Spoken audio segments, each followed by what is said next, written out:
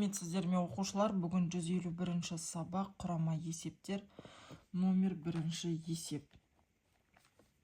Кестені қолданып тура теңсіздіктер құр. Яғни 1325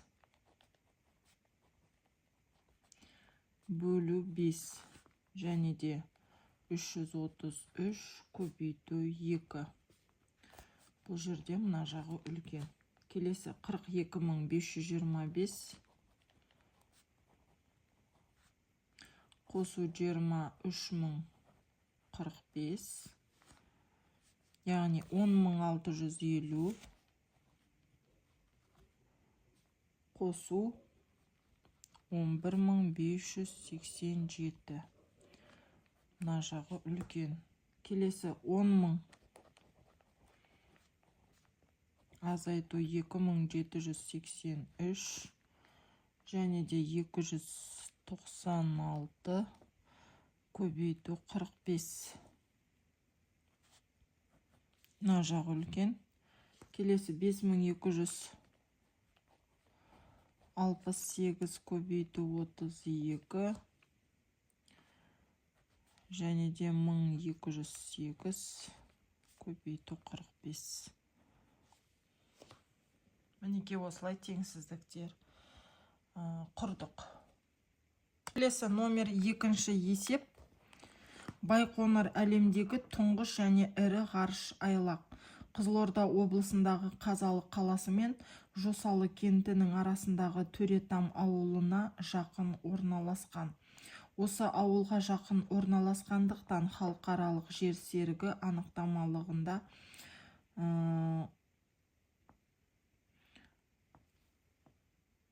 яғни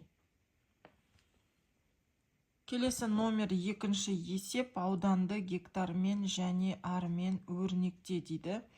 Яғни 6717 километр квадрат жерді ал біз гектармен және де армен өрнектеуіміз қажет. Яғни бізге берілген 6717 квадрат километр. Осыны гектармен және армен өрнектеу қажет екен. Енді 1 километр квадратта бізде 100 гектар бар екен. 100 гектар бар. Ол үшін 6717-ні көбейтеміз 100-ге. Сонда 671700 гектар болады екен. Енді 1 километр квадратта 10.000 ар бар екен. Яғни 6717-ні көбейтеміз 10.000-ға. Сонда 67.170.000 ар бар екен. Ар болады. Бұл 2 есеп. Келесі номер 3 есеп. Есепті теңдеу құрып шығар. Ғарыш айлақтың қызметкерлеріне аумақты қарау үшін 60 км жол жүру керек еді. Олар 15 км сағат жылдамдықпен 2 сағат жүрді. Олар әлі қанша километр жол жүруі тиіс. Есептің қысқаша жазылуы енді шешуінде бізге жаңағы теңдеу құрып шығар дейді. Яғни 15-ті көбейтеміз 2-ге, қосамыз x жолды және де барлығы 60-ға тең екен. Енді көбейткенде 30 қосу x-тен 60 болады. X-тің мәні табу үшін 60-тан 30-ды азайтамыз. X-тің мәні тең 30-ға. Енді орын-орнына қоямыз. Яғни әлі де 30 километр жол жүруі тиіс екен. Жауабы әлі 30 километр жол жүруі тиіс.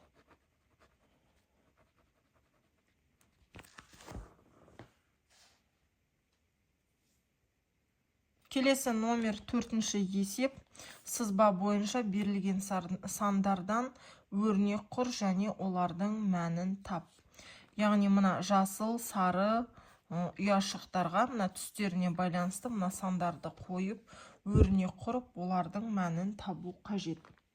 Яғни 1290 көбейту 309 қосу 204 көбейту 2725.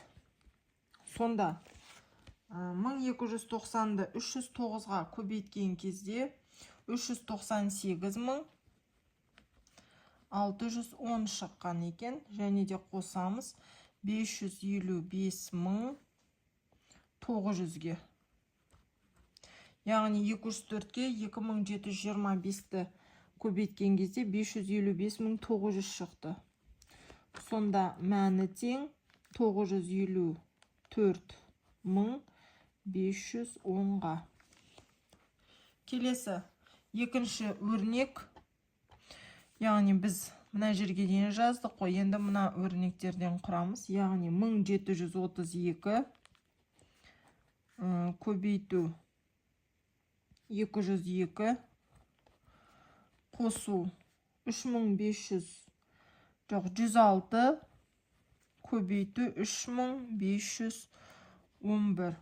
Яғни көбейткен кезде 349.864 болады. Оған қосамыз 372.166-ны. Сонда мәні 722.030 шығады екен. Номер 5-ші есеп. Тапсырманы орында. Периметрі 24 мм, 48 мм, 20 см, 12 сантиметрге тең шаршылар сыз дейді. Яғни А нұсқасы болсын бұл. Яғни периметрі тең 24 мм. Яғни бізге шаршы сызу қажет екен. Яғни оның барлық қабырғасы тең болу қажет. Яғни А тең 24 мм-ді бөлеміз 4-ге. Себебі 4 қабырға бар, шаршыда. Сонда әр қабырғасы 6 мм-ге тең шаршы сызуымыз қажет. Яғни 6 мм дегеніміз ол мөлшермен мынандай болады екен. Осындай шаршы сызасыздар. Келесі периметрі тең 48 мм болатын шаршы сызу қажет. А-ны табу үшін, яғни 48-ді бөлеміз 4-ге. Сонда 12 мм-ге тең шаршы сызамыз. 12 мм дегеніміз, яғни ол 1 сантиметрден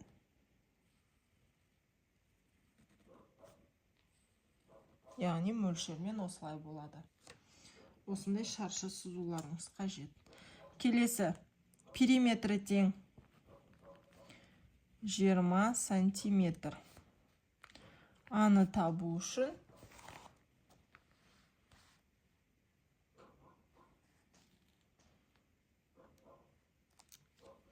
яғни 20-ны бөлеміз 4-ге. Яғни 5 сантиметр.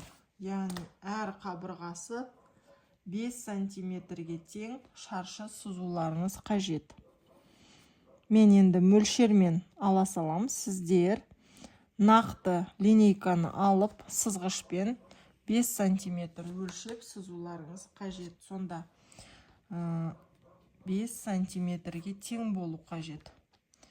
Яғни 12 мм-ге 6 мм-ге тең болу қажет қабырғалары. Келесі периметрі тең 12 сантиметр. Яғни А-ны табу үшін 12-ні бөлеміз 4-ге, сонда 3 сантиметр. Яғни қабырғалары 3 сантиметрге тең шаршы сызуларыңыз қажет. Әрине сызғышпен сызасыздар. Келесі Ә нұсқасы ұзындығы, яғни А тең 5 см, периметрі тең 14 см болатын тіктөртбұрыш сыз дейді. Осы тіктөртбұрыштың ауданын табу қажет. Яғни енін табу үшін П-ны бөлеміз 2-ге, яғни периметрді бөлеміз 2-ге, сонда 7, 7-тен 5-ті азайтқан кезде 2 болады екен. Яғни Б-ны табу үшін периметрді бөлеміз 2-ге. Ол дегеніміз 14 сантиметрді бөлеміз 2-ге. Сонда 7 сантиметр, одан 5 сантиметрді азайтатын болсақ, 2 сантиметр болады. Яғни Б тең 2 сантиметр. Яғни осы тіктөртбұрыш сыз дейді. Сонда ұзындығы 5, мінеки 5, және де ені 2.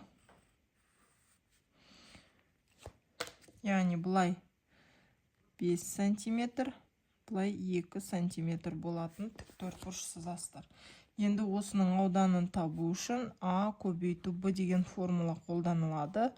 Яғни 5 сантиметрді көбейтеміз 2 сантиметрге, сонда 10 сантиметр квадрат болады екен. С-тен 10 сантиметр квадрат деп жазамыз. Келесі номер 6-шы есеп, теңдеулерді шеш. Яғни X қосу 52345 бөлу 201 тең 345. Енді бұл жерде жақшаны ашып, қайтадан осыны жазамыз. 52345 тең 345-ті көбейтеміз 201-ге. X қосу 52345 тең 345-ті 201-ге көбейтсек 69345 шығады екен. Енді X-тің мәнін табу үшін 69345-тен азайтамыз 52345-ті.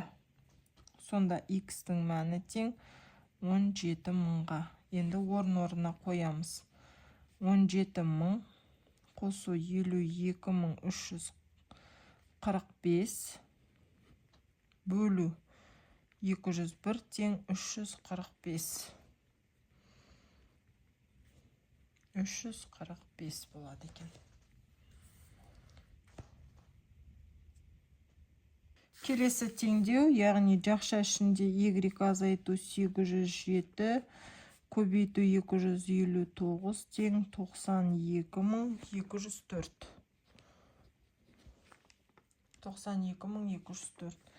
Енді жақшаны ашамыз. Y азайту 807 тең 92204-ті бөлеміз 259-ға.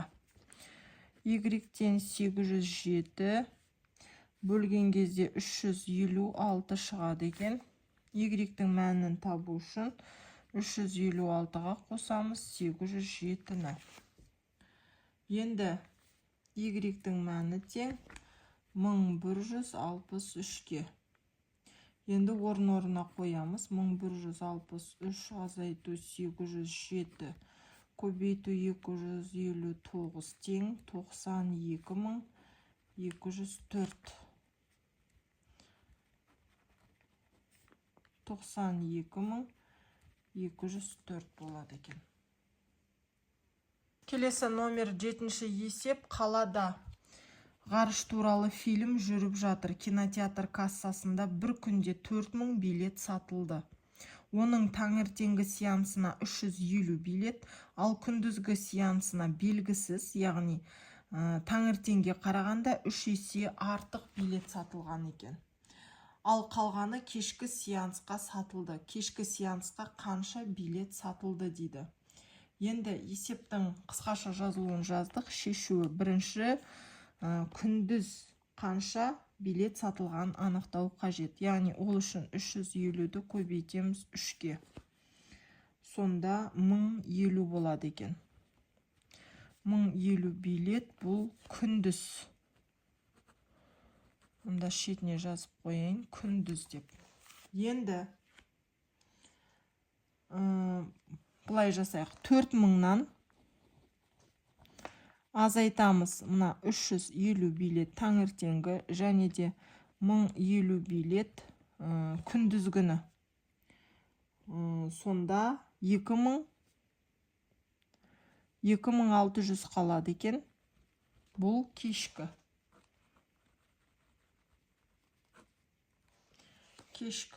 Сонда жауабы 2000 кешкі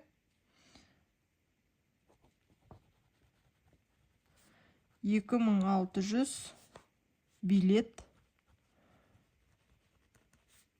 сатылды.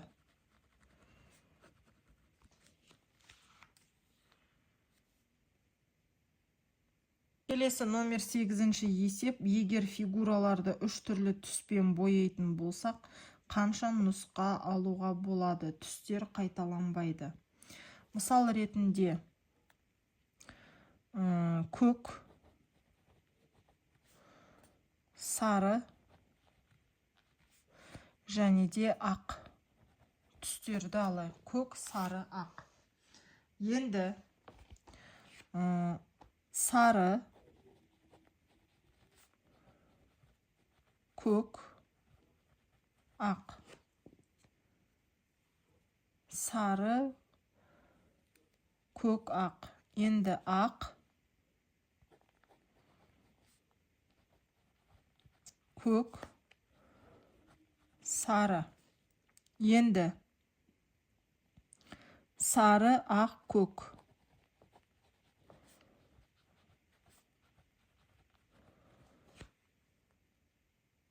Енді ақ, сары, көк.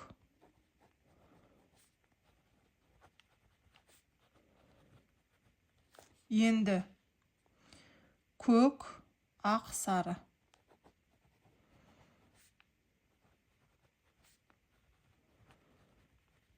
Көк, ақ, сары. Яғни түстер қайталанбады. Жауабы 6 нұсқа алуға болады екен. Келесі номер 9-шы есеп. Яғни бұл жерде ғарыш агенттігі ғарыш ауыл шаруашылығымен айналысуға шешім қабылдады. Ғалымдар ғарыш жағдайының өсімдіктерге тигізетін әсерін зерттей бастады. Арнайы жылыжайға 900 өсімдік отырғызылды. Оның 630-ы көкөністер, ал қалғандары дәнді дақылдар. Көкөністерді әр сөреге 35 данадан, ал дәнді дақылдарды 30 данадан орналастырды.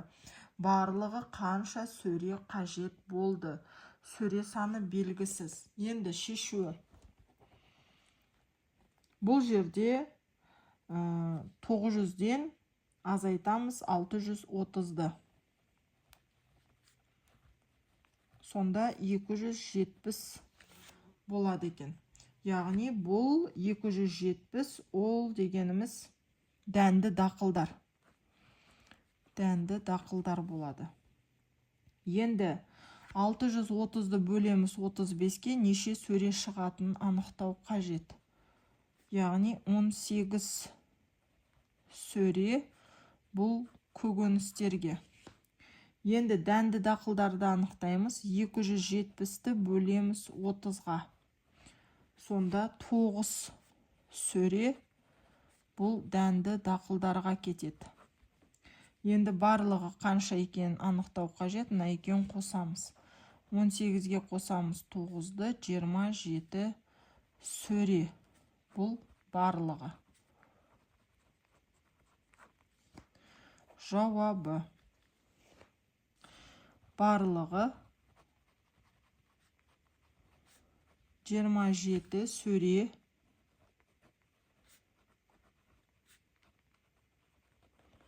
қажет болды. Мінекей балалар, осымен 151 сабақ аяқталды. Менімен болғандарыңызға рахмет. Маған тіркеліп, лайк басып, комментарий жазуды ұмытпаңыздар. Және де келесі 152 сабақта кездескенше сау болыңыздар.